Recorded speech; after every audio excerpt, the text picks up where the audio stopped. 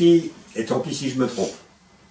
Par les temps qui courent, à l'instar de Voltaire, je ne dirais qu'une seule chose, il faut cultiver son jardin. Je vous explique. Est-ce encore un secret pour quelqu'un?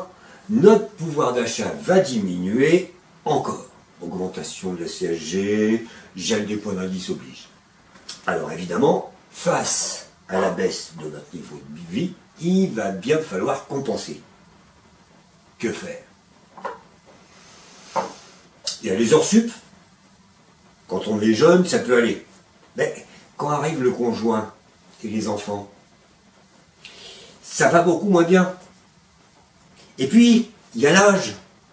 Alors, à la longue, les heures sup, ça fatigue. Il y a le black. Ah, encore faut-il avoir quelque chose à proposer. Ben oui.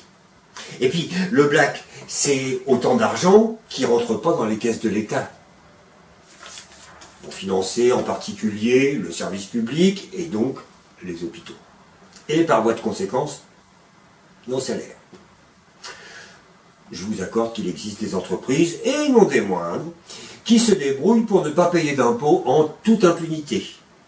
Alors que pour le pequin moyen, c'est beaucoup plus difficile. Le black pourrait être une solution, mais n'est-ce pas participer à son échelle à la disparition du service public? Il y a le vol. Mais je crois savoir, enfin il faut le vérifier, que c'est entaché d'illégalité et passible de sanctions plutôt déplaisantes. Il reste le jardin. Vive le navet, le chou, la carotte, mais pas le bâton, non.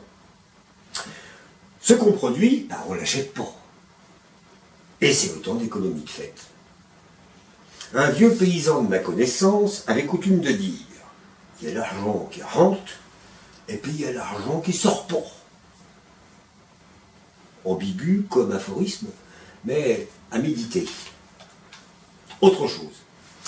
Nos conditions de travail sont telles que, pour s'aérer la tête, être satisfait de son activité, s'épanouir dans ce que l'on fait, le jardin n'est pas sans intérêt.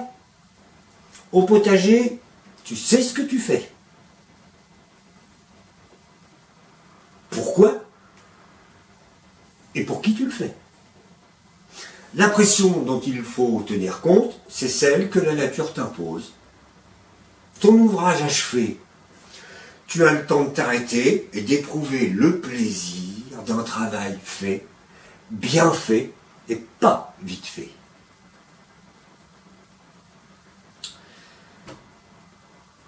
Et je n'oublie pas la satisfaction de la récolte et de la manger, cette récolte. Plaisir, fierté, satisfaction, ça manque au boulot. Venez les trouver au potager. Une dernière raison pour s'adonner à l'activité horticole. L'activité physique. Des mauvaises langues vous diront que se dépenser physiquement, ce serait plutôt la bienvenue pour des fonctionnaires qui ne foutent rien de leur journée. Pour ma part, bêcher, biner, semer et autres sont des activités génératrices de bonne santé. Et ce n'est pas du luxe à l'heure d'une fonction publique hospitalière dont l'objectif principal est financier et pas de soigner la population. Pour tout vous dire, de temps en temps, j'ai des poussées de fièvre. Il m'arrive de penser que, oh, de la merde, vous, nous on qu'à se débrouiller tout seul. Au moins, avec mes haricots, il n'y a personne qui m'emmerde.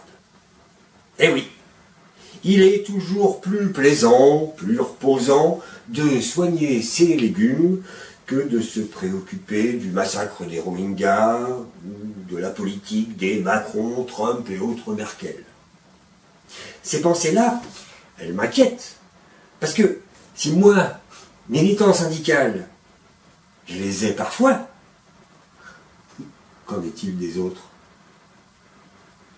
C'est du repli sur soi. Les autres, je m'en fous, il n'y a que moi qui compte. Elle m'inquiète parce qu'elle renvoie à un sentiment d'impuissance qui précède l'émergence de la violence, sur soi ou sur les autres. Prophétie pessimiste, voilà. Mais, dis donc mon garçon, j'y comprends rien. Tu dis d'abord qu'il faut faire son jardin, et puis après tu dis qu'il faut pas. Ça va pas ça. Vous avez raison, vous avez raison. Et pour vous dire le fond de ma pensée, il faut faire pousser des légumes, et surtout des bulbes, parce que l'oignon fait la force pour éviter de l'avoir dedans.